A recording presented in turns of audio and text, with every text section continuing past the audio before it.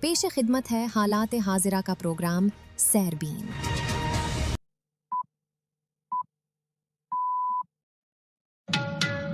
23 جون کے سیربین سے جاوید چودھری کا سلام۔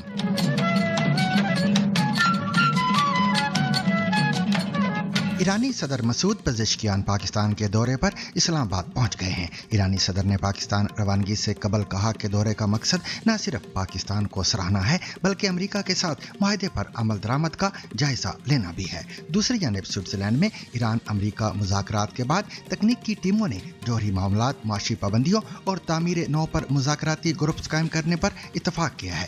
دوسری جانب اسرائیلی وزیر اعظم بنیامین نیتن یاہو کا کہنا ہے کہ اسرائیل کی فوج جب تک ضروری ہوا جنوبی لبنان میں موجود رہے گی۔ As long as we need to protect our people, we will remain in the security zone in South Lebanon.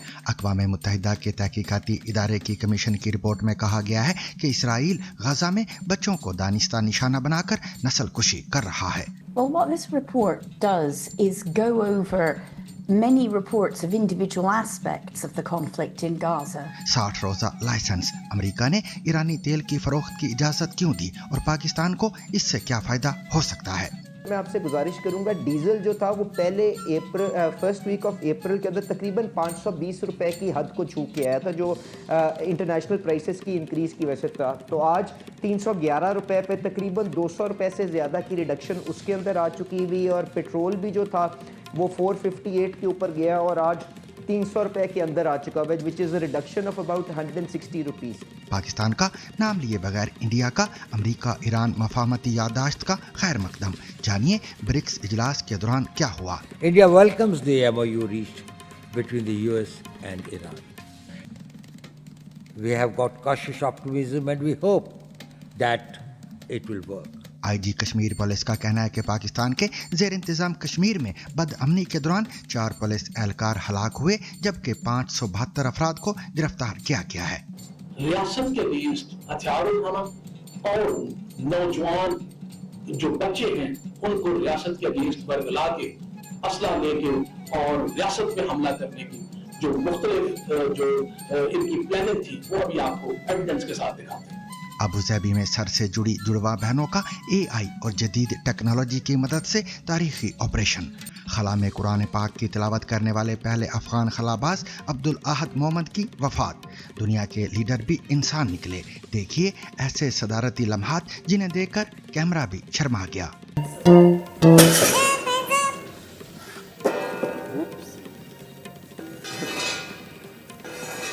That was quick.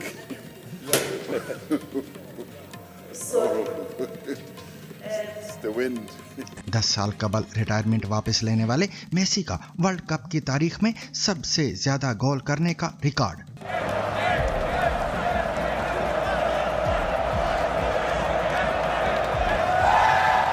سیاسی کشیدگی کے باوجود سپورٹس مین اسپرٹ، دیکھیے 1998 ورلڈ کپ کا وہ تاریخی لمحہ جب ایرانی ٹیم نے امریکی ٹیم کو پھول پیش کیے۔ یہ کسی بھی فٹ بال میچ سے پہلے کی ایک عام سی تصویر لگتی ہے، لیکن اگر غور سے دیکھیں تو اس میں ایران کی نیشنل فٹ بال ٹیم 1998 کے ورلڈ کپ کے میچ سے پہلے امریکی ٹیم کو پھول دے رہی ہے۔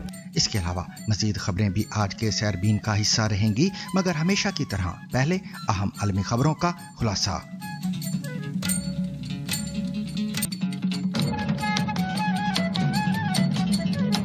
ایرانی صدر مسعود پزشکیان پاکستان کے دورے پر اسلام آباد پہنچ گئے ہیں۔ پاکستانی حکام نے صدر کے استقبال کے لیے ایئرپورٹ پر سرکاری اور روایتی استقبالیہ دیا۔ صدر کے طیارے کی آمد کے موقع پر پاکستان ایئر فورس کے جنگی طیاروں نے فضا میں فلائی پاسٹ کر کے انہیں سلامی پیش کی، جبکہ ایران کے اعلیٰ سطح کے وفد کے اعزاز میں 21 توپوں کی سلامی بھی دی گئی، جو پاکستان کی جانب سے احترام اور خیر مقدم کی علامت ہے۔ ایرانی وزیر خارجہ عباس اراغچی صدر مسعود پزشکیان کے سرکاری دورے کے موقع پر ہی پاکستان دارالحکومت پہنچ چکے ہیں۔ اسلام آباد ایئرپورٹ پر ان کا استقبال پاکستان میں ایران کے سفیر رضا امیری مقدم، پاکستان کے وزیر خارجہ اسحاق ڈار اور دیگر اعلیٰ پاکستانی حکام نے کیا۔ ایران کی خبر رساں ایجنسی تسنیم کے مطابق ایرانی صدر نے پاکستان روانگی سے قبل کہا کہ دورے کا مقصد نہ صرف پاکستان کو سراہنا ہے بلکہ امریکہ کے ساتھ معاہدے پر عمل درآمد کا جائزہ لینا بھی ہے۔ دوسری جانب ایرانی صدر کی آمد کے تناظر میں پاکستان کے دارالحکومت اسلام آباد میں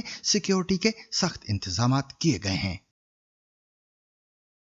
ईरान के सरकारी मीडिया के मुताबिक स्विट्जरलैंड में अमेरिका के साथ जारी तकनीकी मुज़ाकरात में फरीकों ने जौहरी मसाइल और पाबंदियों से निमटने के लिए वर्किंग ग्रुप बनाने पर इतफाक किया है। वाज़ेह है कि इतवार के रोज़ आला सतही मुज़ाकरात के बाद आला ईरानी और अमरीकी हुकाम स्विट्जरलैंड से रवाना हो गए थे, लेकिन दोनों मुल्कों के वफूद ने पीर को तकनीकी सतह पर बातचीत जारी रखी। ईरान की सरकारी खबर रसा एजेंसी इरना ने ईरान के नायब वज़ीर खारिजा काजिम गरीब आबादी का हवाला देते हुए बताया कि मुज़ाकरात कारों ने 4 वर्किंग ग्रुप्स बनाने का फैसला किया, जिसमें पाबंदियों में नरमी, जौहरी मामलात, इक्तसादी तामीर नौ और मॉनिटरिंग और नफाज शामिल हैं। काजिम गरीब आबादी के मुताबिक ये वर्किंग ग्रुप्स मुआहिदे की तकनीकी तफसीलात पर अमल दरामद और मुख्तलिफ शोबों में जारी मुज़ाकरात के जिम्मेदार होंगे। ईरान के नीम सरकारी मीडिया इदारे तस्नीम के मुताबिक नायब वज़ीर खारजा कासिम गरीब आबादी ने बताया है कि इन वर्किंग ग्रुप्स के अलावा 2 सेल भी बनाए जाएंगे। इनमें से एक सेल मफाहमती यादाश्त के रुकन मुमालिक के दरमियान आबनाए हुर्मुज में तिजारती जहाज़ों की बाहिफाजत नकलो हमल के हवाले से काम करेगा, जबकि लबनान के हवाले से एक अलहदा सेल रुकन मुमालिक यानी पाकिस्तान और कतर के साथ तश्कील दिया जाएगा। याद रहे कि ईरानी वजारत खारजा के तर्जुमान इस्माइल बकाई ने ऐलान किया था कि नायब वज़ीर खारिजा कासिम गरीब आबादी ईरानी तकनीकी वफ्द की सरबराही करेंगे। Of clauses 1, 4, 5, 10, and 11. One of the points raised by the American delegation was the expression of its positions regarding the nuclear issue. It presented its positions very briefly. The delegation of the Islamic Republic of Iran also expressed its positions. अमरीकी और ईरानी वफूद ने Switzerland में मुज़ाकरात से पहले एक दूसरे से हाथ ना मिलाकर एक दूसरे के लिए मौजूद मुआंदाना जज्बात का इजहार किया है। तहम दोनों मुमालिक के सीनियर मुज़ाकरातकारों की एक कमरे में मौजूदगी को सिफारती हलकों में खासी अहमियत दी जा रही है। इस बारे में इनवुड की रिपोर्ट पेश कर रहे हैं उमर आफरीदी। हैंडशेक हुए मगर सिर्फ पाकिस्तानी और कतरी सालिसों के साथ। अलबत्ता आला सतही अमरीकी और ईरानी वफूद के एक ही छत तले यकजा होकर एक मुआहदे पर बातचीत करने को एक अहम पेशरफ समझा जा रहा है।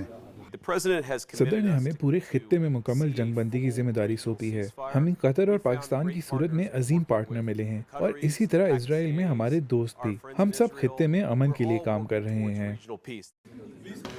ईरान बारहा कह चुका है कि जब तक लबनान में भी मौसर जंगबंदी नाफिज नहीं होती, दूसरे किसी मामले में पेशरफ मुमकिन नहीं। इन मुज़ाकरात में सबसे अहम मसला लबनान में जंगबंदी का होगा। अगर लबनान में जंग खत्म नहीं होती तो इसका मुफाहमती यादाश्त पर बड़ा असर पड़ेगा। ईरान के नज़दीक जनूबी लबनान में होने वाली तबाही को रोकना लाजमी है। इसराइल और हिजबुल्लाह दोनों एक दूसरे पर जंगबंदी की खिलाफ वर्जियों का इल्ज़ाम लगाते हैं। इख्तिताम हफ्ता पर ईरान ने कहा था कि उसने इसराइली कार्रवाइयों के रद्द-ए-अमल में आबनाए हुर्मुज़ को एक बार फिर बंद कर दिया है। अगरचे अमेरिका ने इस अहम आबी गुज़रगाह के बंद होने की तरदीद की, लेकिन सिर्फ इस इम्कान का जिक्र भी खासी अहमियत रखता है। ऐसे में जब जनीवा में मुज़ाकरातकार अमन की राह तलाश कर रहे हैं, लुबनान के मुस्तकबिल को किसी मुआहदे से जोड़ने का मतलब है कि इसराइल और हिजबुल्लाह दोनों ही इस पूरे अमल में रुकावट बनने की सलाहियत रखते हैं। लिहाजा कोई भी हल निकालना आसान नहीं होगा।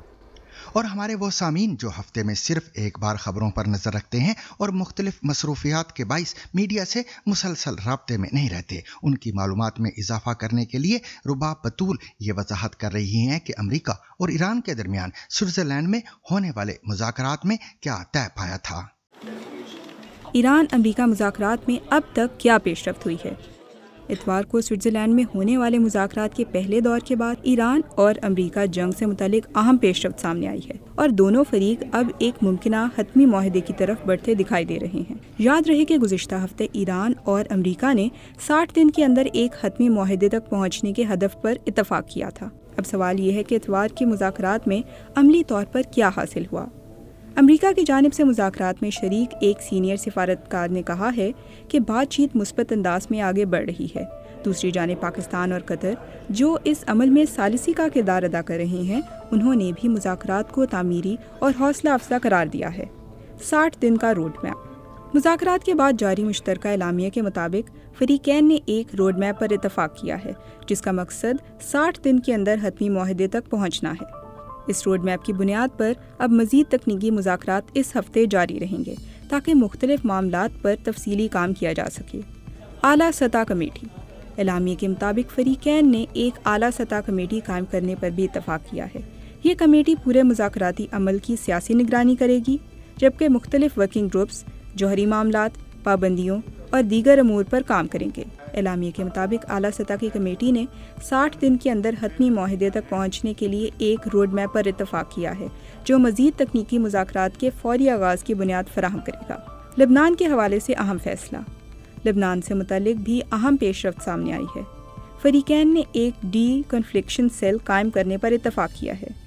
اس سیل کا مقصد لبنان میں جنگ بندی پر عمل درآمد کی نگرانی کرنا، کوارڈینیشن کو بہتر بنانا اور ایسے واقعات کو روکنا ہوگا جو دوبارہ کشیدگی کا باعث بن سکتے ہیں۔ آبنائے ہرمز پر اتفاق۔ مذاکرات میں آبنائے ہرمز بھی ایک اہم موضوع رہا۔ اعلامیے کے مطابق فریقین نے ایک مواصلاتی رابطہ قائم کرنے پر اتفاق کیا ہے تاکہ تجارتی جہازوں کی محفوظ آمد و رفت یقینی بنائی جا سکے اور کسی بھی غلط فہمی یا واقعے سے بچا جا سکے۔ ایران کا موقف۔ ایرانی وزیر خارجہ عباس عراقچی نے مذاکرات کے بعد کہا کہ پاکستان اور قطر کی انتھک سفارتی کوششوں کے نتیجے میں لبنان جنگ کے خاتمے کی جانب نمایاں پیش رفت ہوئی ہے۔ انہوں نے یہ بھی دعویٰ کیا کہ بعض اقتصادی پابندیوں میں نرمی، منجمد اثاثوں کے جزوی اجرا اور تعمیر نو سے متعلق اقدامات پر بھی پیش رفت ہوئی ہے، اگرچہ زمینی صورتحال اب بھی مکمل طور پر پرسکون نہیں اور لبنان میں جھڑپوں کے خدشات برقرار ہیں، لیکن اتوار کے مذاکرات کے بعد ایک بات واضح ہے کہ ایران اور امریکہ نے بات چیت جاری رکھنے، 60 دن کے اندر معاہدے کی کوشش کرنے اور لبنان اور آبنائے ہرمز جیسے حساس معاملات پر مشترکہ طریقہ کار بنانے پر اتفاق کر لیا ہے۔ اب سب کی نظریں اس ہفتے ہونے والے اگلے مذاکرات پر ہیں۔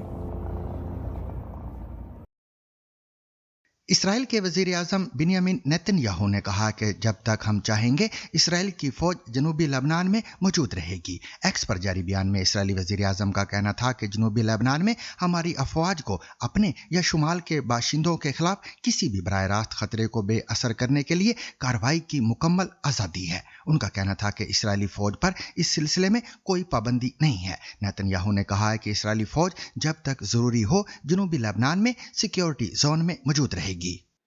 As long as we need to protect our people, we will remain in the security zone in South Lebanon. And the reason is perfectly understood. No country would be asked to do otherwise. Now you imagine the United States. Across the border, you have thousands, an army of thousands of terrorists who pellet your cities and your towns with rockets and ballistic missiles and killer drones. They kill your soldiers, they kill your citizens, they kill your children. And they threaten them every day. Well, what would America do? Would it say, well, there's nothing we can do? Let's hold our fire? Is that what America would say? No. You know damn well what America would do. It would cross the border, create a security zone, kill the terrorists, and protect its people until the threat is removed. That's exactly what we are doing. واضح رہے کہ حالیہ دنوں میں لبنان کے حزب اللہ اور اسرائیلی افواج کے درمیان جھڑپوں میں اضافہ دیکھا گیا ہے۔ یہ صورتحال ایران کے خلاف ممکنہ جنگ کے تناظر میں وزیر اعظم نیتن یاہو کی ایک تشویشناک پیش رفت بھی سمجھی جا رہی ہے۔ یروشلم سے جان ڈانیسن اس حوالے سے مزید تفصیلات پیش کر رہے ہیں۔ امریکہ کی جانب سے لبنان میں تشدد روکنے پر زور دینے کے بعد ہفتے کو جنوبی لبنان میں صورتحال نسبتاً پرسکون ہے۔ حالانکہ حقیقت یہ ہے کہ جب تک اسرائیلی فوجی جنوبی لبنان کے بڑے حصے پر قابض ہیں، لڑائی کبھی بھی شروع ہو سکتی ہے۔ اسی دوران ویکینڈ پر سامنے آنے والے کچھ عوامی سروے وزیر اعظم بنیامین نیتن یاہو کے لیے خاصے پریشان کن ہیں۔ ہیبرو یونیورسٹی کے ایک سروے کے مطابق 90% شرکا کا خیال ہے کہ اس تنازع میں ایران فاتح بن کر ابھرا ہے۔ تقریباً اتنے ہی لوگوں کا کہنا ہے کہ اسرائیل کی سیکیورٹی کمزور ہوئی ہے اور مارچ کے مقابلے میں نیتن یاہو کی مقبولیت 11% کم ہوئی ہے۔ فروری میں کسی ایسے شخص کو تلاش کرنا مشکل تھا جو ایران کے خلاف جنگ کا حامی نہ ہو۔ اب صورتحال بدل گئی ہے۔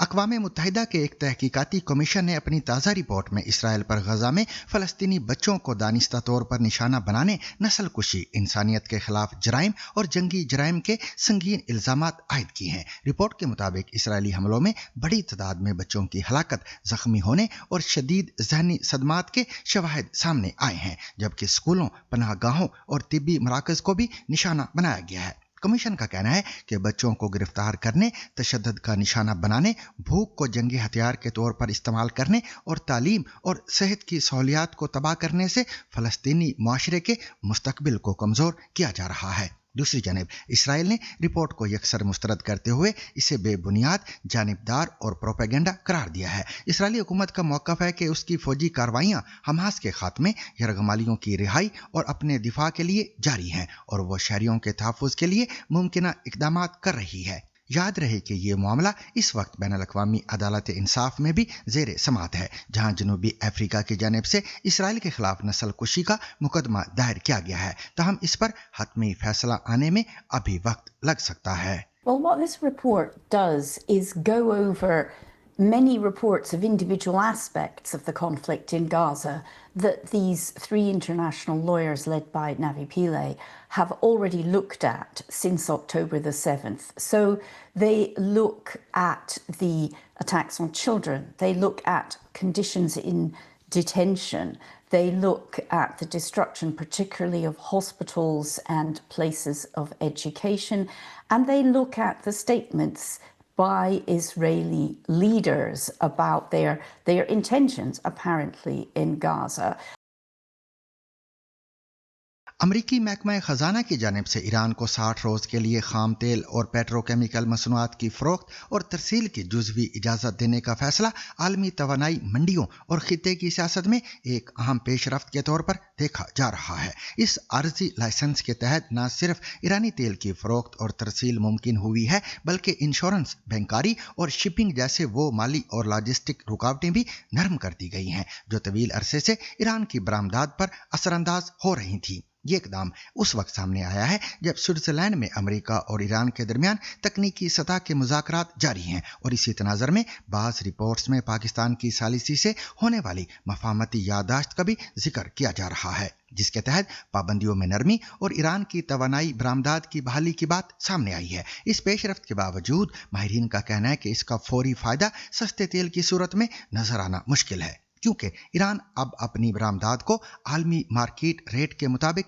फ़रोख्त करेगा। इस बारे में पाकिस्तान के वफाकी वज़ीर पेट्रोलियम अली परवेज़ मलिक का कहना है कि मफाहमती याददाश्त में वाज़ेह है कि ईरान को बैनुल-अक़वामी मंडियों में अपनी मसनूआत लाने की इजाज़त होगी और अमेरिका पाबंदियों में नरमी करेगा। उनके मुताबिक तवानाई की मार्केट में सप्लाई बढ़ेगी तो कीमतें कम होने की तवक्को है।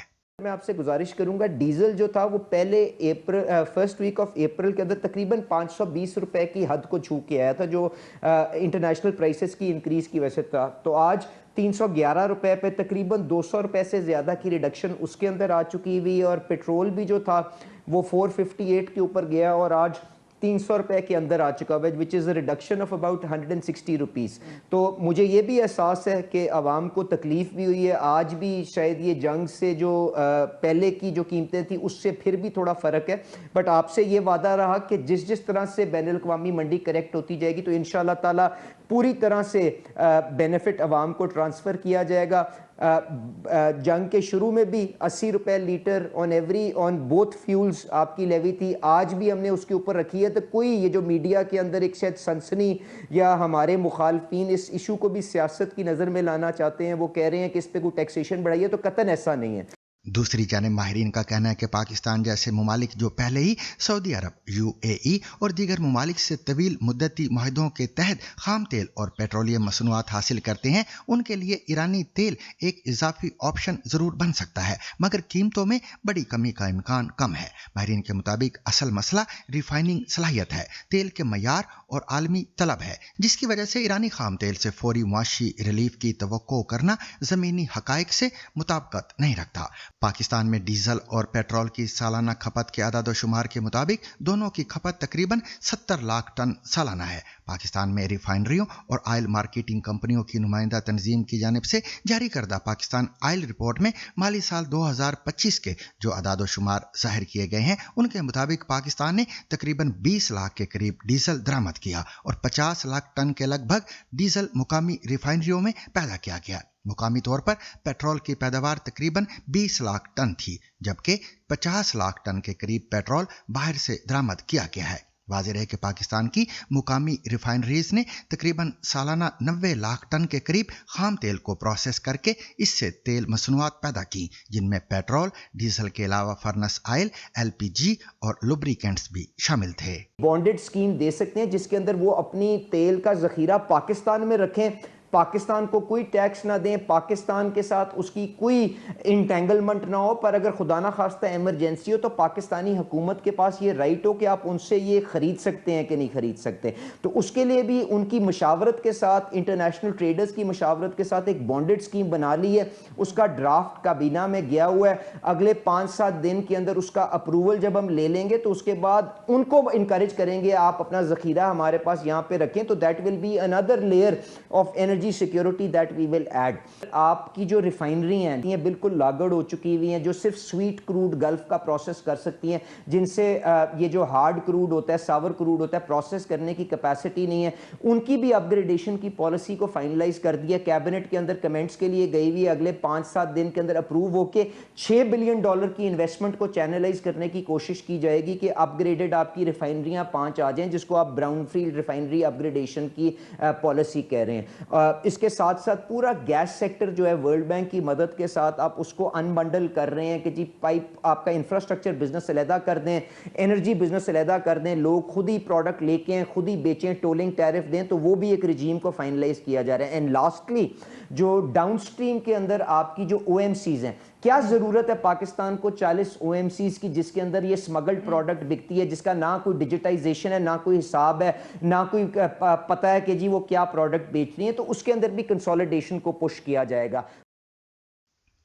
इंडिया ने अमेरिका और ईरान के दरमियान तय पाने वाले मफाहमत की याददाश्त का खैर मकदम करते हुए इस पर मोहतात उम्मीद का इजहार किया, जबकि चीन के साथ ताल्लुकात में बेहतरी के लिए तामीरी बातचीत की। कौमी सलामती के मुशीरों के 16वें इजलास से खिताब करते हुए इंडिया के मुशीर बराए कौमी सलामती अजीत दोवल ने पाकिस्तान का नाम लिए बगैर कहा कि इंडिया अमेरिका और ईरान के दरमियान तय पाने वाली मफाहमती याददाश्त का खैर मकदम करता है। हम पुर उम्मीद होने के साथ साथ मोहतात भी हैं और तवक्को करते हैं कि ये कामयाब होगी। इससे तवानाई को तहफ़्फ़ुज़ में मदद मिलेगी। आबनाए हुर्मुज़ का खुलना भी एक निहायत खुशाइंद पेशरफ्त होगी। India welcomes the MOU reached between the US and Iran. We have got cautious optimism and we hope that it will work. It will help energy security.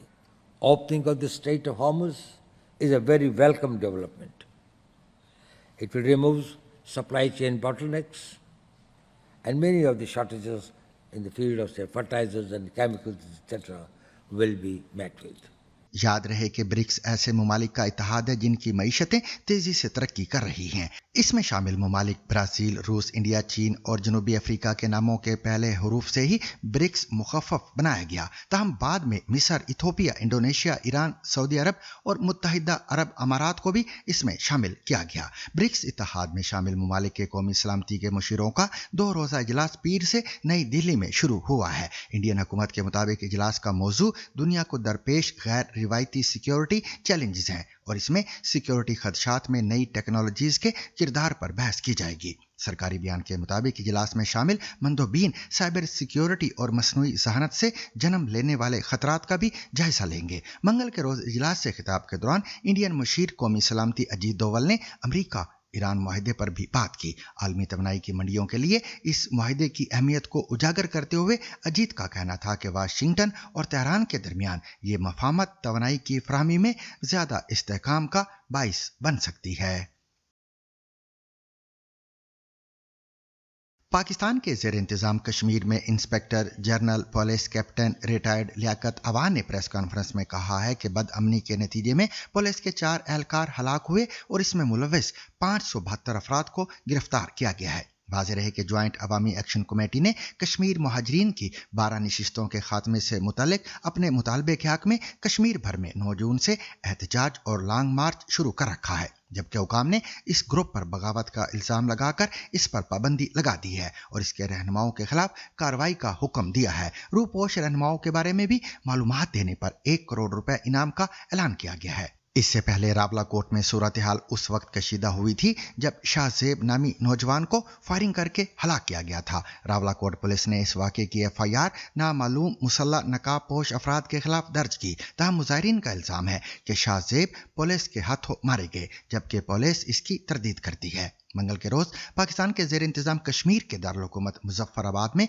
Press conference करते हुए लियाकत अवान का कहना था कि ये सब मनसूबाबंदी के तहत हुआ। उन्होंने कहा कि लाश पर सियासत की गई, उसे चौक में रख कर मजमा लगाया गया, लोगों को इकट्ठा करके मुश्तइल किया गया। IG के मुताबिक रावलाकोट अस्पताल में ड्यूटी देने वाले पुलिस एहलकारों को अगवा किया गया, फिर सब इंस्पेक्टर इनायत और सिपाहियों फ़हीम और फैसल को कत्ल करके उनकी लाशों की बेहुरमती की गई। प्रेस कॉन्फ्रेंस में inspector general police captain retired Liaquat Awan ने बताया कि 9 और 12 तारीख को सरकारी गाड़ियों पर फायरिंग की गई और जब पुलिस ने असले से भरी एक गाड़ी को रोका तो पुलिस मुलाजमीन पर तशद्दुद किया गया। लियाकत अवान का कहना था कि इस्लामाबाद पुलिस के ASI जावेद को रोककर उनका शनाख्ती कार्ड चेक करके उन पर तशद्दुद किया गया, उनकी दोनों टांगें तोड़ दी गईं। उन्होंने बताया कि बदअमनी के नतीजे में पुलिस के 4 अफराद हलाक और 97 जख्मी हो चुके हैं। IG का ये भी कहना था कि 572 शरपसंद गिरफ्तार किए जा चुके हैं, जबकि साबका मुकदमात को भी बहाल कर दिया गया है। लियाकत अवान ने सरकारी मुलाजमीन के अगवा, गाड़ियों पर गोलियां बरसाने और अस्पतालों पर हमला करने जैसे वाकयात का जिक्र करते हुए कहा कि ये कोई एजेंडा है जिस पर चंद मखसूस शरपसंद काम कर रहे हैं। नाइजीरिया की जुड़वां बहनें मर्सी और गुरनेस तिब की दुनिया में एक बड़ी कामयाबी की वजह बन गई हैं। ये 3 साला बहनें पैदाइशी तौर पर सर से जुड़ी हुई थीं, जिन्हें अब एक कामयाब ऑपरेशन के जरिए अलग कर दिया गया है। डॉक्टरों ने उनकी खोपड़ियों को दोबारा दुरुस्त शक्ल देने के लिए मसनूई ज़हानत और जदीद टेक्नोलॉजी का इस्तेमाल किया। रूबी क्लासन ने अबू धाबी में इस आखिरी और इंतहाई खतरनाक ऑपरेशन से चंद दिन पहले उनके साथ कुछ वक्त गुजारा। मर्सी और गुडनेस से मिले, उनकी आज़ादी का सफ़र उतना ही गैर मामूली है जितना उनका रिश्ता। ये दोनों बच्चियां सर के साथ जुड़ी हुई पैदा हुईं। उन्होंने कभी एक दूसरे को सामने से नहीं देखा, लेकिन अब सब कुछ बदलने वाला है। जदीद AI की मदद से उन्हें अलग किया जाने वाला है। Artificial intelligence has come on leaps and bounds. Artificial intelligence ने बहुत तरक्की कर ली है। ये दुनिया भर में तकरीबन हर शोबे को बदल रही है। एक ऐसा शोबा जहां उसका बराह रास्त फ़ायदा लोगों की ज़िंदगियों पर पड़ रहा है, वो है सेहत का शोबा। हम अबू धाबी में हैं, जहां एक न्यूरोसर्जन एक ऐसी सर्जरी करने वाले हैं जो ज़िंदगी बदल सकती है, और इसमें AI अहम किरदार अदा कर रही है। सबसे पहले जुड़वा बच्चियों के दिमाग का शेख खलीफा मेडिकल सिटी अस्पताल अबू धाबी में स्कैन किया जाता है ताकि तफसीली तस्वीर बनाई जा सके। इससे दुनिया भर में मौजूद सर्जन दूर बैठकर बार बार सर्जरी की मश्क कर सकते हैं। ये मश्क मिक्स्ड रियलिटी के जरिए होती है, एक ऐसी टेक्नोलॉजी जो हकीकी दुनिया को 3D ग्राफिक्स के साथ जोड़ती है। 3 ऑपरेशंस के बाद डॉक्टरों ने दोनों बच्चों की रगें और शरियानें अलग कर दी हैं और नई जिल्द भी तैयार की गई है ताकि उनकी खोपड़ी को ढांपा जा सके। ये ऑपरेशन खतरा से खाली नहीं है। पहले भी कुछ जुड़वा बच्चों को अलग किया गया, लेकिन इसके नतीजे में संगीन पेचीदगियां सामने आई। फालिज, दिमागी नुकसान और यहाँ तक कि जान का खतरा भी हकीकत है। जब हम जुड़े हुए बच्चों को अलग करते हैं तो कुछ मराहिल में उनके दिमाग की पूरी सतह ऑपरेशन टेबल पर खुली होती है। इस दौरान दिमाग को नुकसान पहुंचने का खतरा मौजूद होता है। पहले केसेस में हमने ये खतरा देखा भी है। बेहतरीन तरीका ये है कि दिमाग को नुकसान पहुंचाए बगैर अलैदगी की जाए। ये नई तकनीक हमें यही करने में मदद देती है। जरा बताएं कि AI और मिक्स्ड रियलिटी इस ऑपरेशन और सर्जरी की प्लानिंग में कैसे मदद कर रहे हैं। ऑगमेंटेड रियलिटी और मिक्स्ड रियलिटी इस काम को अगले दर्जे पर ले जाती हैं। अब हमें कुछ जहन में तसव्वुर करने की जरूरत नहीं पड़ती। ये टेक्नोलॉजी खुद हमारे लिए वो काम कर देती है। हम तस्वीर को देख सकते हैं या बच्चों के जिस्म पर ओवरले कर सकते हैं। इससे जिस्म की साख्त और मसले को समझना ज़्यादा आसान हो जाता है और नुकसान पहुंचने के इम्कानात कम हो जाते हैं। कल हमें नतीजा मालूम हो जाएगा। महीनों की मंसूबाबंदी, हर कदम पहले से तयशुदा और फिर आखिरकार वो लम्हा आ जाता है। मर्सी और गुडनेस 19 महीने एक साथ गुजारने के बाद आखिरकार अलग हो जाती हैं। 6 माह बाद दोनों बच्चियां अभी भी सेहतयाबी के लंबे सफर पर हैं। रास्ता आसान नहीं रहा, पेचीदगियां भी आईं, लेकिन अब खानदान वो जिंदगी गुजार रहा है जो कभी नामुमकिन लगती थी। मैं बहुत खुश हूँ, इतनी खुश हूँ कि खुशी से उछल रही हूँ। पहले जब ये जुड़ी हुई थी तो एक ही जगह रहती थी, बाहर नहीं जा सकती थी, न बैठ सकती थी, न खुद खड़ी हो सकती थी। लेकिन अब खुदा का शुक्र है कि ये बगैर सहारे के चलती हैं।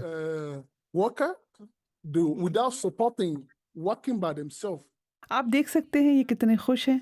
इनके चेहरों पर खुशी साफ नजर आ रही है। बहुत खुश, बहुत ही खुश। साबिक अफगान खलाबाज अब्दुल आहद मोहम्मद खला में जाने वाले पहले अफगान मुसलमान थे जो अपने सफर पर कुरान साथ ले गए थे और उन्होंने स्पेस स्टेशन के अंदर कुरान की तिलावत भी की थी। Я ж был молодой и красивый, а сейчас только красивый, правильно. Космонавт-исследователь, гражданин Республики Афганистан Абдул Ахад Моманд. पीर को 67 साला मोहम्मद की जर्मनी में वफात हो गई। उनके खानदान के एक रुकन तलहा अहमद जई ने बताया कि मोहम्मद कुछ अरसे से एक बीमारी में मुब्तला थे और बाद में उनमें कैंसर की तशखीस हुई थी। मोहम्मद को पहले अफगान मुसलमान खलाबाज के तौर पर जाना जाता है क्योंकि वो 1988 में सोवियत खलाई स्टेशन मीर के सफर के दौरान कुरान अपने साथ खला में ले गए थे और वहां इसकी तिलावत करते थे। उन्होंने वहीं से अपनी वालिदा को टेलीफोन कॉल भी की थी, जिसके बाद पश्तो खला में बोली जाने वाली चौथी जुबान बन गई थी। इस तारीखी सफर के वक्त मोहम्मद की उम्र महज 29 साल थी। अफगानिस्तान के साबिक सदर मोहम्मद अशरफ गनी ने मोहम्मद की अचानक वफात पर अफसोस का इजहार करते हुए सोशल मीडिया प्लेटफॉर्म एक्स पर लिखा कि मोहम्मद ने अपने मुल्क के रंगों और कौमी पैगामात को साथ लेकर लामहदूद वुसअत के साथ दुनिया के सामने अफगानिस्तान को पेश किया। कहते हैं इक़्तिदार इंसान को संजीदा बना देता है, लेकिन लाइव कैमरा अक्सर इस संजीदगी का सारा भ्रम तोड़ देता है। किसी सदर की तकरीर के दौरान आंख लग गई, कोई कौमी तराने के दौरान उलझन का शिकार हो गया, किसी ने हाथ हिलाने में इतनी मेहनत की कि तवाज़न ही बिगड़ गया, और कुछ रहनुमा तो ऐसे भी निकले जो कैमरे के सामने ऐसी हरकतें कर गए कि सोशल मीडिया ने उन्हें मीम्स का मुस्तकिल हिस्सा बना दिया।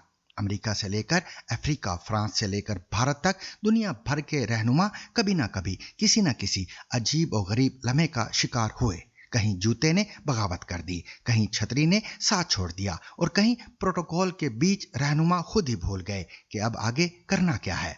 इन लम्हात को देखकर एक बात तो तय है कि ताकत, प्रोटोकॉल और सिक्योरिटी के बावजूद इंसान आखिर इंसान ही रहता है। फर्क सिर्फ इतना है कि हमारी छोटी सी गलती चंद लोगों तक महदूद रहती है, जबकि उनकी छोटी सी लग़ज़िश पूरी दुनिया लाइव देख रही होती है। तो क्या ये कहना गलत होगा कि इक़्तिदार की कुर्सी बड़ी चीज है, लेकिन लाइव कैमरा इससे भी बड़ी चीज है।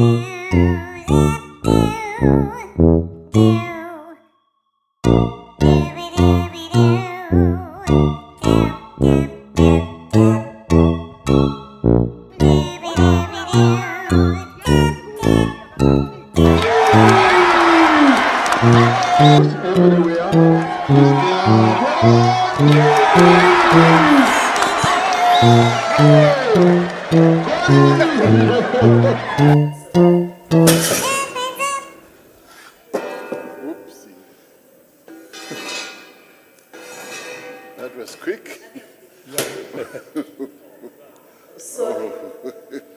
It's the wind. The opportunity for proper engagement is actually after the taping of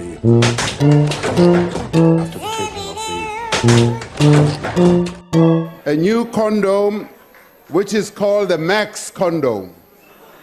The Max is for maximum pleasure. maximum protection, and it does not make noise at all.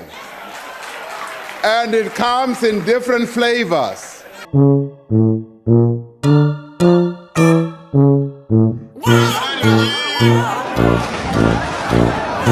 Presidents and government officials are condemning the methods of public embarrassments, despite being the most powerful figures in their respective countries. Some of these moments 2016 में Lionel Messi ने international football से retirement का ऐलान किया था, जो कि उन्होंने सिर्फ 2 माह बाद वापस ले लिया था। अमेरिका के फाइनल में चिली के हाथों शिकस्त के दौरान मेसी ने पेनल्टी जाया की थी और अर्जेंटीना 9 बरस के दौरान अपना चौथा बड़ा फाइनल हार गया था। वो मजीद मायूसी बर्दाश्त नहीं कर सके थे। उस वक्त उन्होंने कहा था, मेरे लिए कौमी टीम का सफर खत्म हो गया है। मैंने अपनी तमाम तर कोशिश कर ली, चैंपियन ना बन पाना तकलीफ दे है। La peleé mucho, o sea, como dije recién, hice todo lo posible para intentar ganar algo y también lo hicimos y la verdad que ya está, son 4 finales perdidas. लेकिन अब ये तसव्वुर करना मुश्किल है कि 10 साल बाद अपनी 39वीं सालगिरह से सिर्फ 2 दिन पहले वो न सिर्फ आलमी चैंपियन अर्जेंटीना के लिए खेल रहे होंगे, बल्कि वर्ल्ड कप की तारीख के सबसे ज्यादा गोल करने वाले खिलाड़ी भी बन चुके होंगे। अर्जेंटीना के वर्ल्ड कप के दूसरे मैच में मेसी ने ऑस्ट्रेलिया के खिलाफ अपने मखसूस अंदाज में बाएं पांव से गेंद को खूबसूरती से गोल में भेजा। 38 साला खिलाड़ी सिर्फ अपनी टीम को मजबूत शुरुआत नहीं दिला रहे थे, बल्कि नई तारीख भी रकम कर रहे थे।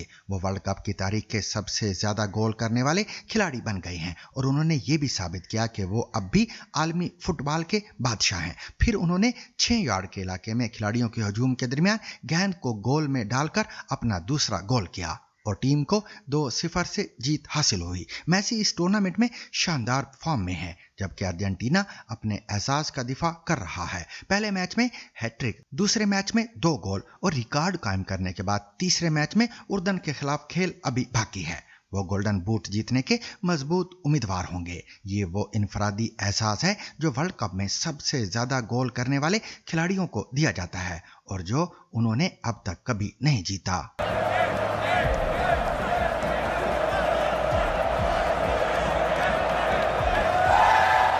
इस वक्त अमेरिका में फुटबॉल का वर्ल्ड कप जारी है और ईरान की टीम भी इन मुकाबलों में हिस्सा ले रही है। इस वर्ल्ड कप में तो अमेरिका और ईरान के दरमियान मैच शायद हो ना हो, लेकिन सन 1998 में फ्रांस में होने वाले वर्ल्ड कप में ईरान और अमेरिका के दरमियान मैच हुआ था। दोनों मुल्कों के दरमियान मखसूस हालात की वजह से वो मैच एक कशीदा माहौल में हो रहा था, लेकिन इस मौके पर ईरानी टीम ने अमेरिकी टीम को फूल देकर सारा माहौल बदल दिया था।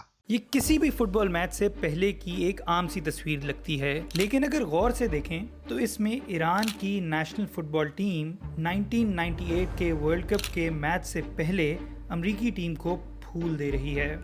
ये लम्हा इतना अहम क्यों था कि 3 दहाइयों बाद भी लोग इस पर बात कर रहे हैं, आए समझते हैं।